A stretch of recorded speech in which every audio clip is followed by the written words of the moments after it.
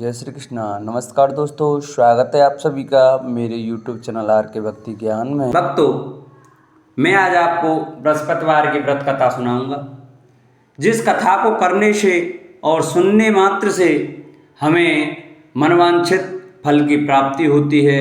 विष्णु भगवान की हमें असीम कृपा प्राप्त होती है।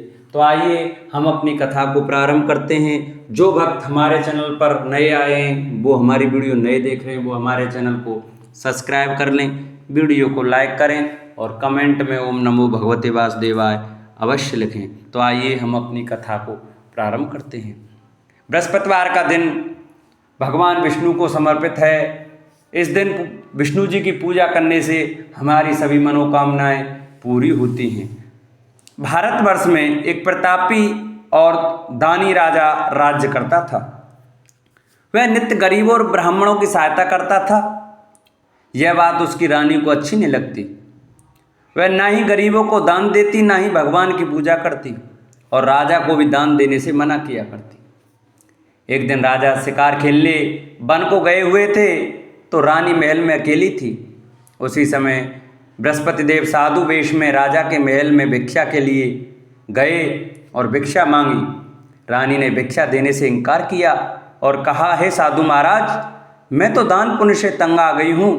मेरा पति सारा धन लुटाते रहते हैं। मेरी इच्छा है कि हमारा धन नष्ट हो जाए, फिर न रहेगा बांस, न बजेगी बांसुरी। साधु ने कहा, देवी तुम तो बड़ी विचित्र हो।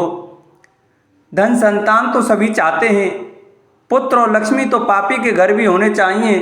यदि तुम्हारे पास अधिक धन है तो भूखों को भोजन दो, प्यासों के लिए प्याऊल बनवाओ, मुसाफिरों के लिए धर्मशाला खुलवाओ।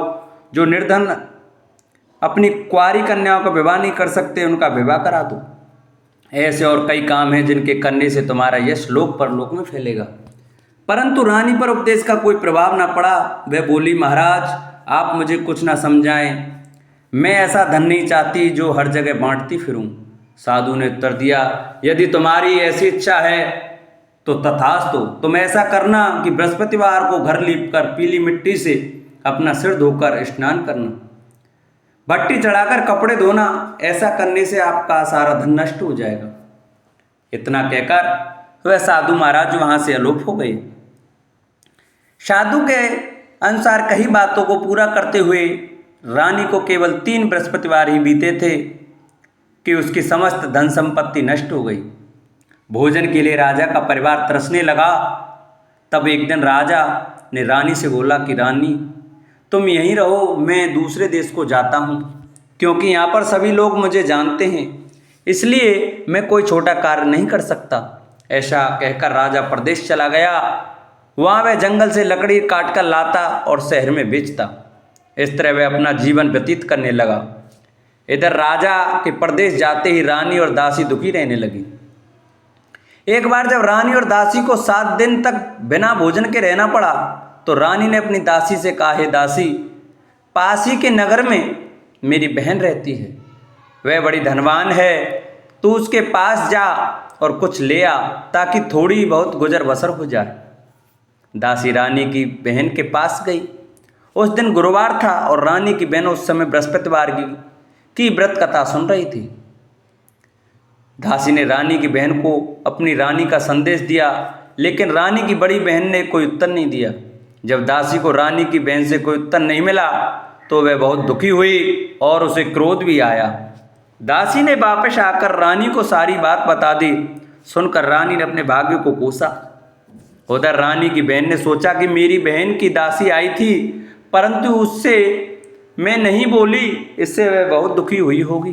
कथा सुनकर और पूजन समाप्त करके वह अपनी बहन के घर आई और कहने लगी, हे बहन, मैं बृहस्पतिवार का व्रत कर रही थी, तुम्हारी दासी मेरे घर आई थी, परंतु जब तक कथा होती है तब तक ना तो उठते हैं और ना ही बोलते हैं, इसलिए मैं नहीं बोली। कहो दासी क्यों गई थी? रानी बोली, बहन तुमसे क्या छिपाऊं, हमारे घर में खाने तक को अनाज नहीं था। ऐसा कहते कहते रानी की आंखें भर आईं। उसने दासी समेत पिछले 7 दिनों से भूखे रहने तक की बात अपनी बहन को विस्तार पूर्वक सुना दी। रानी की बहन बोली, देखो बहन, भगवान बृहस्पति देव सबकी मनोकामना को पूर्ण करते हैं। देखो शायद तुम्हारे घर में अनाज रखा हो। पहले तो रानी को विश्वास नहीं हुआ। वह बहन के आग्रह पर उसने अपनी दासी को अंदर भेजा तो उसे सचमुच अनाज से भरा एक घड़ा मिला। यह देखकर दासी की हैरानी हुई। दासी रानी से कहने लगी, हे रानी, जब हमको भोजन नहीं मिलता तो हम व्रत ही तो करते हैं, इसलिए क्यों ना इनसे व्रत और कथा की विधि पूछ ली जाए ताकि हम भी व्रत कर सकें। तब रानी ने अपनी बहन से बृहस्पतिवार व्रत के बारे में पूछा। उसकी बहन ने बताया, बृहस्पतिवार के व्रत में चने की दाल और मुनक्का से विष्णु भगवान का केले की जड़ में पूजन करें तथा दीपक जलाएं, व्रत कथा सुने और पीला भोजन ही करें। इससे बृहस्पति देव प्रसन्न होते हैं। व्रत और पूजन विधि बताकर रानी की बहन अपने घर को लौट गई। 7 दिन के बाद जब गुरुवार आया तो रानी और दासी ने व्रत रखा।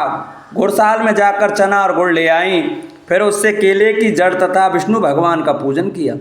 अब पीला भोजन कहाँ से आए, इस बात को लेकर दोनों बहुत दुखी थी। चूंकि उन्होंने व्रत रखा था इसलिए बृहस्पति देव उनसे प्रसन्न थे, इसलिए वे एक साधारण व्यक्ति का रूप धारण कर 2 थालों में सुंदर पीला भोजन दासी को दे गए। भोजन पाकर दासी बहुत प्रसन्न हुई। फिर रानी के साथ मिलकर भोजन ग्रहण किया। उसके बाद वे सभी गुरुवार को व्रत और पूजन करने लगी। बृहस्पति भगवान की कृपा से उनके पास फिर से धन संपत्ति आ गई, परंतु रानी फिर से पहले की तरह आलस्य करने लगी। तब दासी बोली, देखो रानी, तुम पहले इस प्रकार आलस्य करती थी, तुम्हें धन रखने में कष्ट होता था, इस प्रकार सभी धन नष्ट हो गया, और जब भगवान बृहस्पति की कृपा से धन मिला है तो तुम्हें फिर से आलस्य होता है। रानी को समझाते हुए दासी कहती है कि बड़ी मुसीबतों के बाद हमने यह धन पाया है, इसलिए हमें दान पुण्य करना चाहिए, भूखे मनुष्यों को भोजन कराना चाहिए और धन को शुभ कार्यों में खर्च करना चाहिए, जिससे तुम्हारे कुल का यश बढ़ेगा, स्वर्ग की प्राप्ति होगी और पितृ प्रसन्न होंगे। दासी की बात मानकर रानी अपना धन शुभ कार्यों में खर्च करने लगी, जिससे पूरे नगर में उसका यश फैलने लगा। बृहस्पतिवार व्रत कथा के बाद श्रद्धा के साथ आरती की जानी चाहिए। इसके बाद प्रसाद बांटकर उसे ग्रहण करना चाहिए। एक दिन राजा दुखी होकर जंगल में एक पेड़ के नीचे आसन जमा कर बैठ गया। वह अपनी दशा को याद करके व्याकुल होने लगा। बृहस्पतिवार का दिन था। एकाएक उसने देखा कि निर्जन वन में एक साधु प्रकट हुए। वह साधु वेश में स्वयं बृहस्पति देवता थे। लकड़हारे के सामने आकर बोले, हे लकड़हारे, इस सुनसान जंगल में तू चिंता मग्न क्यों बैठा है? लकड़हारे ने दोनों हाथ जोड़कर प्रणाम किया और उत्तर दिया, महात्मा जी, आप सब कुछ जानते हैं, मैं क्या कहूँ? यह कहकर रोने लगा और साधु को अपनी आत्मकथा सुनाई। महात्मा जी ने कहा, तुम्हारी स्त्री ने बृहस्पति के दिन बृहस्पति भगवान का निरादर किया है, जिसके कारण रुष्ट होकर उन्होंने तुम्हारी यह दशा कर दी। अब तुम चिंता को दूर करके मेरे कहने पर चलो तो तुम्हारे सब कष्ट दूर हो जाएंगे और भगवान पहले से भी अधिक संपत्ति देंगे। तुम बृहस्पति के दिन कथा किया करो, 2 पैसे के चने मुनक्का लाकर उसका प्रसाद बनाओ और शुद्ध जल से लोटे में शक्कर मिलाकर अमृत तैयार करो। कथा के पश्चात अपने सारे परिवार और सुनने वाले प्रेमियों में अमृत व प्रसाद बांटकर आप भी ग्रहण करो। ऐसा करने से भगवान तुम्हारी सब मनोकामनाएं पूरी करेंगे। साधु के ऐसे वचन सुनकर लकड़हारा बोला, हे प्रभु, मुझे लकड़ी बेचकर इतना पैसा नहीं मिलता जिससे भोजन के उपरांत कुछ बचा सकूं। मैंने रात्रि में अपनी स्त्री को व्याकुल देखा है, मेरे पास कुछ भी नहीं है जिससे मैं उसकी खबर मंगा सकूं। साधु ने कहा, हे लकड़हारे, तुम किसी बात की चिंता मत करो। बृहस्पति के दिन तुम रोजाना की तरह लकड़ियां लेकर शहर को जाओ, तुम्हारा रोज से दुगना धन प्राप्त होगा, जिससे तुम भली भांति भोजन कर लोगे तथा बृहस्पति देव की पूजा का सामान भी आ जाएगा। इतना कहकर साधु अंतर्ध्यान हो गए। धीरे धीरे समय व्यतीत होने पर फिर वही बृहस्पतिवार का दिन आया। लकड़हारा जंगल से लकड़ी काटकर किसी शहर में बेचने गया। उसे उस दिन और दिन से अधिक पैसा मिला। राजा ने चना गुड़ आदि लाकर गुरुवार का व्रत किया। उस दिन से उसके सभी कलेश दूर हुए, परंतु जब दोबारा गुरुवार का दिन आया तो बृहस्पतिवार का व्रत करना भूल गया। इस कारण बृहस्पति भगवान नाराज हो गए। उस दिन उस नगर के राजा ने विशाल यज्ञ का आयोजन किया था तथा शहर में यह घोषणा करा दी कि कोई भी मनुष्य अपने घर में भोजन न बनावे, न आग जलावे, समस्त जनता मेरे यहाँ भोजन करने आवे। इस आज्ञा को जो न मानेगा उसे फांसी की सजा दी जाएगी। इसी तरह की घोषणा संपूर्ण नगर में करवा दी गई। राजा की आज्ञा अनुसार शहर के सभी लोग भोजन करने आए, लेकिन लकड़हारा कुछ देर से पहुंचा, इसलिए राजा उसको अपने साथ घर ले गए और ले जाकर भोजन करा ही रहे थे तो रानी की दृष्टि उस खूंटी पर पड़ी जिस पर उसका हार लटका हुआ था। वह वहां पर दिखाई नहीं दिया।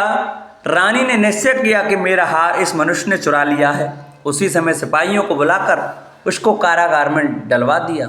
जब लकड़हारा कारागार में पड़ गया और बहुत दुखी होकर विचार करने लगा कि न जाने कौन से पूर्व जन्म के कर्म से मुझे यह दुख प्राप्त हुआ है, और उसी साधु को याद करने लगा जो कि जंगल में मिला था। उसी समय तत्काल बृहस्पति देव साधु के रूप में प्रकट हुए और उसकी दशा को देखकर कहने लगे, अरे मूर्ख, तूने बृहस्पति देव की कथा नहीं सुनी करी, इस कारण तुझे दुख प्राप्त हुआ है। अब चिंता मत कर, बृहस्पतिवार के दिन कारागार के दरवाजे पर 4 पैसे पड़े मिलेंगे, उनसे तू बृहस्पति देव की पूजा करना, तेरे सभी कष्ट दूर हो जाएंगे। बृहस्पति के दिन उसे 4 पैसे मिले। लकड़हारे ने कहा, कहीं उसी रात्रि को बृहस्पति देव ने उस नगर के राजा को स्वप्न में कहा, हे राजा, तुमने जिस आदमी को कारागार में बंद कर दिया है वह निर्दोष है, वह राजा है, उसे छोड़ देना। रानी का हार उसी कुंटी पर लटका है, अगर तू ऐसा नहीं करेगा तो मैं तेरे राज्य को नष्ट कर दूंगा। इस तरह रात्रि के स्वप्न को देखकर राजा प्रातःकाल उठा और खूंटी पर हार देकर लकड़हारे को बुलाकर क्षमा मांगी तथा लकड़हारे को योग्य सुंदर वस्त्र आभूषण देकर विदा कर दिया। बृहस्पति देव की आज्ञा अनुसार लकड़हारा अपने नगर को चल दिया। राजा जब अपने नगर के निकट पहुंचा तो उसे बड़ा आश्चर्य हुआ। नगर में पहले से अधिक बाग, तालाब, कुएं तथा धर्मशाला, मंदिर आदि बन गए हैं। राजा ने पूछा, यह किसका बाग और धर्मशाला है? तब नगर के सब लोग कहने लगे, ये सब रानी और बांदी के हैं।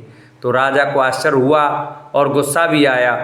जब रानी ने यह खबर सुनी कि राजा आ रहे हैं तो उन्होंने बांदी से कहा कि दासी, देख, राजा हमको कितनी बुरी हालत में छोड़ के गए थे, हमारी ऐसी हालत देखकर वह लौट ना जाएं, इसलिए तू दरवाजे पर खड़ी हो जा। आज्ञा अनुसार दासी दरवाजे पर खड़ी हो गई। राजा आए तो उन्हें अपने साथ लिवा लाई। तब राजा ने क्रोध करके अपनी रानी से पूछा कि यह धन तुमने कैसे प्राप्त किया? तब उन्होंने कहा, हमें यह सब धन बृहस्पति देव के इस व्रत के प्रभाव से प्राप्त हुआ है। राजा ने निश्चय किया कि 7 रोज बाद तो सभी बृहस्पति देव का पूजन करते हैं, परंतु मैं प्रतिदिन दिन में 3 बार कहानी तथा रोज व्रत किया करूँगा। अब हर समय राजा के दुपट्टे में चने की दाल बंधी रहती तथा दिन में 3 बार कहानी कहता। एक रोज राजा ने विचार किया कि चलो अपनी बहन के यहाँ हुआ मैं। इस तरह निश्चय कर राजा घोड़े पर सवार हो अपनी बहन के यहाँ चलने लगा। मार्ग में उसने देखा कि कुछ आदमी एक मुर्दे को लिए जा रहे हैं।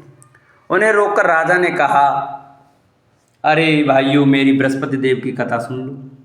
वे बोले, लो, हमारा तो आदमी मर गया है, इसको अपनी कथा की पड़ी है।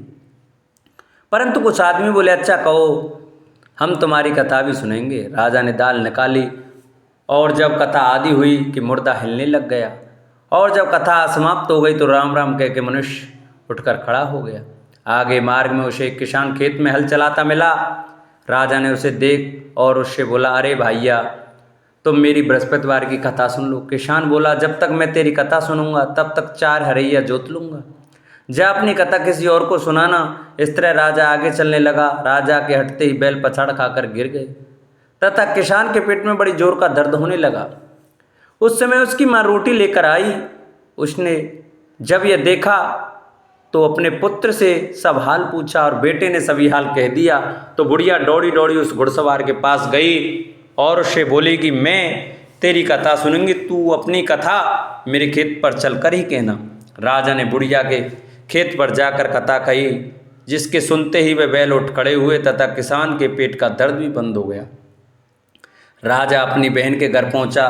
बहन ने भाई की खूब मेहमानी की। दूसरे रोज प्रातःकाल राजा जागा तो वह देखने लगा कि सब लोग भोजन कर रहे हैं। राजा ने अपनी बहन से कहा, ऐसा कोई मनुष्य है जिसने भोजन नहीं किया हो? मेरी बृहस्पतिवार की कथा सुन ले। बहन बोली, हे भैया, यह देश ऐसा ही है कि पहले यहाँ लोग भोजन करते हैं, बाद में अन्य काम करते हैं। अगर कोई पड़ोस में हो तो देखाऊं। वह ऐसा कहकर देखने चली गई, परंतु उसे कोई व्यक्ति नहीं मिला जिसने भोजन ना किया हो। अतः वह एक कुम्हार के घर गई जिसका लड़का बीमार था। उसे मालूम हुआ कि उसके यहाँ 3 रोज से किसी ने भोजन नहीं किया है। रानी ने अपने भाई की कथा सुनने के लिए कुम्हार से कहा। वह तैयार हो गया। राजा ने जाकर बृहस्पतिवार की कथा कही, जिसको सुनकर उसका लड़का ठीक हो गया। अब तो राजा की प्रशंसा होने लगी। एक रोज राजा ने अपनी बहन से कहा कि हे बहन, हम अपने घर को जाएंगे, तुम भी तैयार हो जाओ। राजा की बहन ने अपनी सास से कहा। सास ने कहा, चली जा, परंतु अपने लड़के को मत ले जाना, क्योंकि तेरे भाई के कोई औलाद नहीं है। बहन ने अपने भैया से कहा, हे भैया, मैं तो चलूंगी, पर कोई बालक नहीं जाएगा। राजा बोला, जब कोई बालक नहीं चलेगा तब तुम भी क्या करोगी। बड़े दुखी मन से राजा अपने नगर को लौट आया। राजा ने अपनी रानी से कहा, वह निर्वंशी है, हमारा मुख देखने का धर्म नहीं है और कुछ भोजन आदि नहीं किया। रानी बोली, हे प्रभु, बृहस्पति देव ने हमें सब कुछ दिया है, वह हमें औलाद अवश्य देंगे। उसी रात को बृहस्पति देव ने राजा से स्वप्न में कहा, हे राजा, उठ, सभी सोच त्याग दे, तेरी रानी गर्भ से है। राजा की यह बात सुनकर बड़ी खुशी हुई। 9वें महीने में उसके गर्भ से एक सुंदर पुत्र पैदा हुआ। तब राजा बोला, हे रानी, स्त्री बिना भोजन के रह सकती है, पर बिना कहे नहीं रह सकती। जब मेरी बहन आवे तुम उनसे कुछ कहना मत। रानी ने सुनकर हाँ कर दिया। जब राजा की बहन ने यह शुभ समाचार सुना तो वह बहुत खुश हुई तथा बधाई लेकर अपने भाई के यहाँ आई। तभी रानी ने कहा, घोड़ा चढ़कर तो नहीं आई, गधा चढ़ी आई। राजा की बहन बोली, भाभी, मैं इस प्रकार न कहती तो तुम्हें औलाद कैसे मिलती। बृहस्पति देव ऐसे ही हैं, जैसी जिनकी मन में कामना है सभी को पूर्ण करते हैं। जो सद्भावना पूर्वक बृहस्पतिवार का व्रत करते हैं एवं कथा पढ़ता अथवा सुनता है, दूसरों को सुनाता है, बृहस्पति भगवान उनकी सभी मनोकामना पूरी करते हैं। भगवान बृहस्पति सदैव रक्षा करते हैं। संसार में जो मनुष्य सद्भावना से भगवान जी का पूजन व्रत सच्चे हृदय से करते हैं तो उनकी सभी मनोकामना पूर्ण करते हैं। जैसी सच्ची भावना से रानी और राजा ने उनकी कथा का गुणगान किया तो उनकी सभी इच्छाएं बृहस्पति देव जी ने पूरी की थीं। इसलिए पूर्ण कथा सुनने के बाद प्रसाद लेकर जाना चाहिए। हृदय से उसका मनन करते हुए जयकारा बोलना चाहिए। बोलो बृहस्पति देव भगवान की जय।